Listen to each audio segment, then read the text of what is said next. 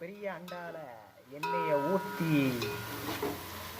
வெங்காயம் தக்காளி கருவேப்பிலை எல்லாத்தையும் போட்டு தாளிச்சுக்குவோம். பட்டை பூ எல்லாம் மஞ்சள் தூளை கொட்டிக்கலாம்.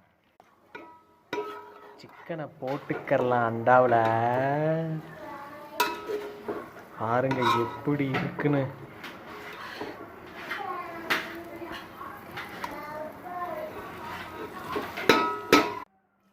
தண்ணியை ஊற்றிக்கிறலாம். நல்லா கொதிச்சு வந்த பிறகு அரிசியை போட்டுக்கரலாம். பிரியாணி கொஞ்சம் கொஞ்சமாக ரெடி ஆகிக்கிட்டு இருக்குது. பிரியாணி சட்டிக்கு மேலே மூடியை போட்டு ஒரு வெயிட்டை தூக்கி வச்சிருவோம்.